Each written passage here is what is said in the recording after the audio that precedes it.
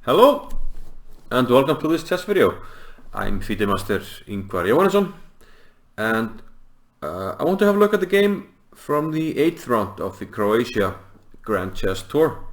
This is the game between Ding Liren, the world number 3, and the current record holder for the longest streak without losing a game at the highest level. And he's playing against the world champion Magnus with black.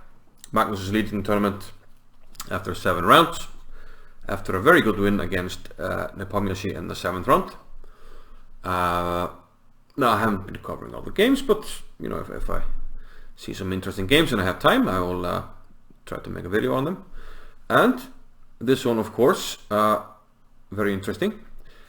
So Ding with the white pieces, and he opened with pawn to d4. Knight f6 by Carlsen, c4, e6, and Carlsen going with a solid d5. Queen's gambit declined perhaps after knight c3, but Ding goes for g3. He plays the Catalan. So we have bishop e7. The main moves here: castles, d takes c4. The open Catalan, c6 is the closed one. And here the queen c2. The main move is a6, followed by, after queen takes c4, b5. There have even been some games with c6 recently, and b6 is an interesting line where black sacks the exchange after knight e5. He takes on d4, bishop takes a8, queen takes e5, and interesting play ensues. But in this game, Magnus did play b5. This is a relatively recent kind of move in these positions. It used to be considered inferior after a4, b4. White can play like a knight e5 or queen takes c4, but after queen takes c4, black is very happy with bishop to a6. So the main move here has been more or less established as knight after d2, and here the main move had been c6, and this has been played in many games by Nakamura. So this is not what Carlsen played, this is what Nakamura has played in many games, most recently I believe against Grishuk in the FIDE Grand Prix, which Nepomniachtchi won. And white sacrifices a pawn but gets, chase the queen around and then gets very good development and control of some squares, and Grishuk won this game in a very nice manner. But Magnus went with a knight to d5. Ding took on c4 with a knight, one of the ideas of going with a knight to d2. Now c5, d takes e5, and here, at least according to my database, this move bishop to a6 is a novelty.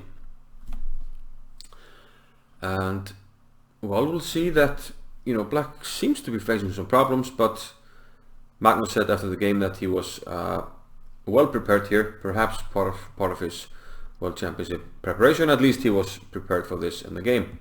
So knight e3, there's big pressure on the knight on d5, and we have this nice bishop on the diagonal. Rook d1 can also increase the pressure in some cases, but knight d7, allowing white to take on d5, which it did once but not twice. Ding played c6 here. Bishop takes d5 looks like a move, but it seems black has everything firmly under control. After bishop takes c5 is interesting, sacrificing the exchange, but rook c8 seems to have things under control. After c6, knight e5.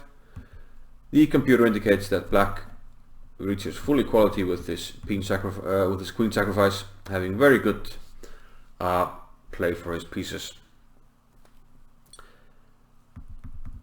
But only Carlsen knows what he had prepared here. In any case, c6 was played by Ding. Rook to c8, pinning the pawn.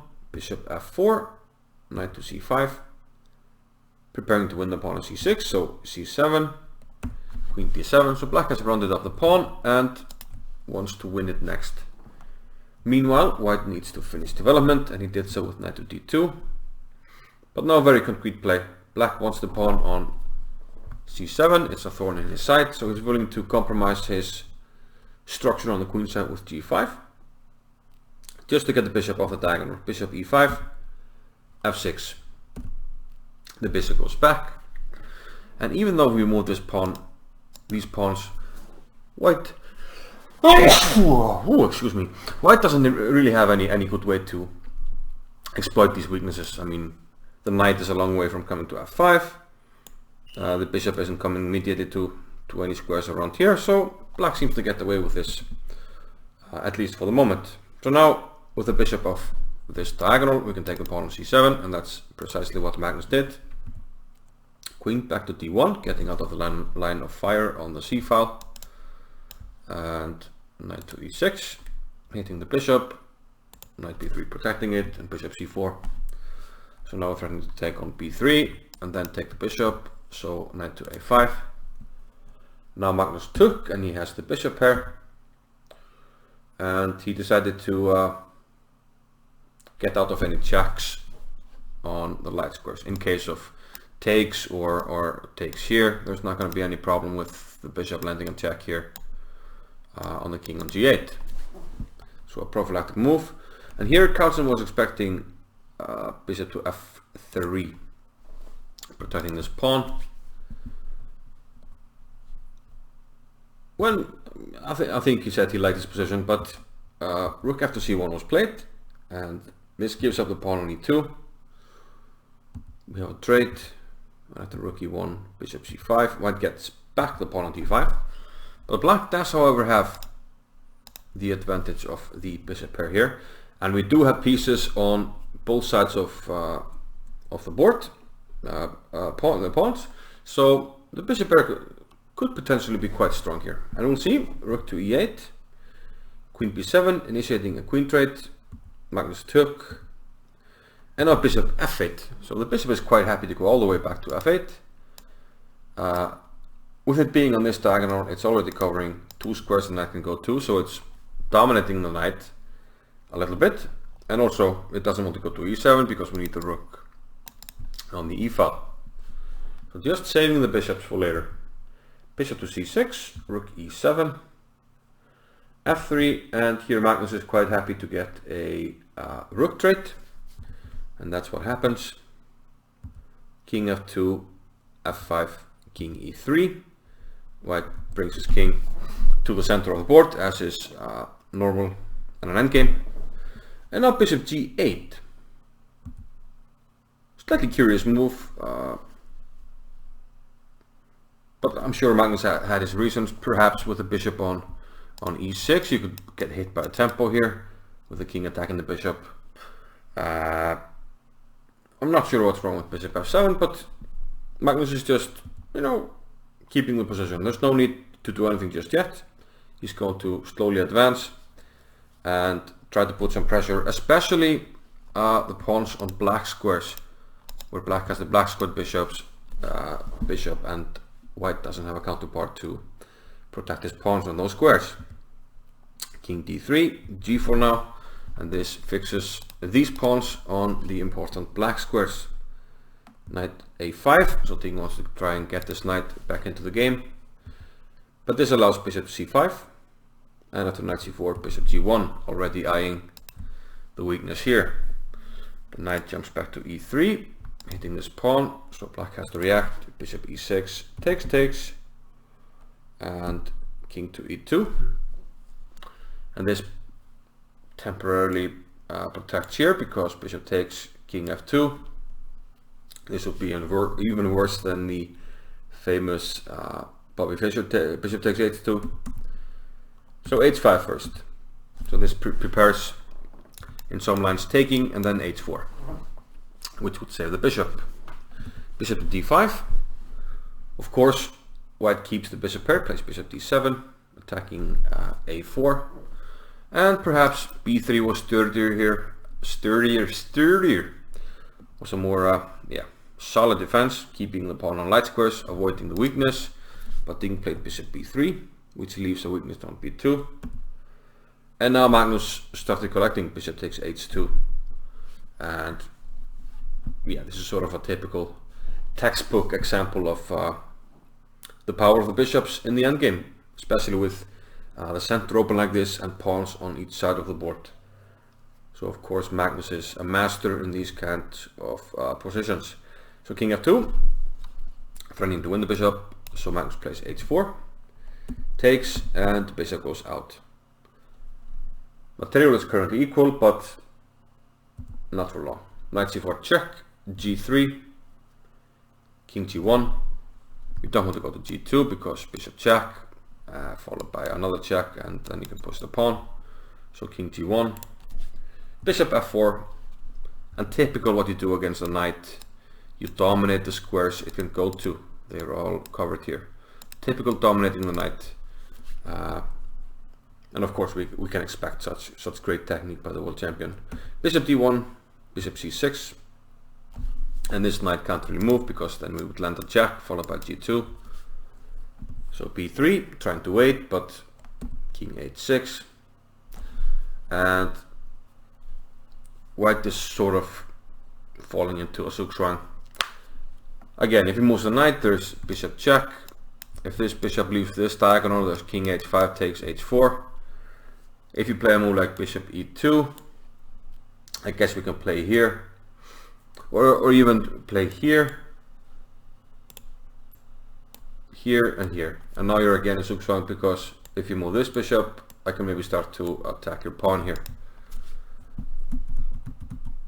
So ding, play the only other available move, a5, bishop to e4, king f1, king g7, king g1, king f6. Magnus decides to swing around, seeing that the bishop was going to try to, keep things under control here, so the king will try to penetrate on the other side, and it seems like it will do so successfully, h5. But this pawn, of course, well under lock and key by the MVP of this game, the black squared bishop. King d5, a6, and now the king is incoming. King c3, about to pick up his pawn.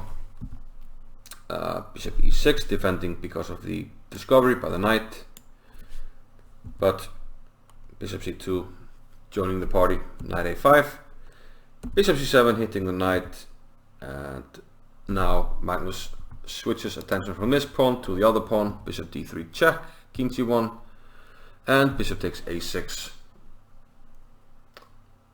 So now you want another pawn, and yeah, this is just hopeless. Well, actually it's immediately hopeless. You can't move the knight because of bishop c5, winning the knight. And if you protect it with a bishop, I will simply move my bishop around and either win this pawn or start checking and moving the g-pawn. So a very nice technical win by Magnus Carlsen, and it's noteworthy because this is the first time that Magnus Carlsen beat Ding Liren in a classical game, so perhaps his favorite game from this tournament. In round 7 there was also a noteworthy game against Nepomniachtchi, who he has struggled mightily in the past to beat, one of his toughest rivals, at least individually. But now we have Magnus Carlsen on 2881.3, which, as far as I know, means that in the next game he can break the rating record, which is 2882. If he wins in the 9th round, he breaks the record, at least in the live ratings. But to break it on a published list, he would probably have to get 2.5 out of 3 to get the maybe 2 out of 3. Yeah, maybe 2 out of 3. It's close, but 2.5 out of 3 he would get the highest published rating ever and break his own record. So well, it will be interesting to see if that happens, and yeah, maybe I'll update you with news about that if that happens. I'll point you to my Twitch channel. I've been trying to stream a little bit on the Reykjavik Puffins channel, where we have some people that take turns streaming, and also the last 2 days I have been streaming on my Sibit channel, Sibit64. I'll leave a link in the description. But hope to see you soon, either here on YouTube or on Twitch. Until then, bye bye.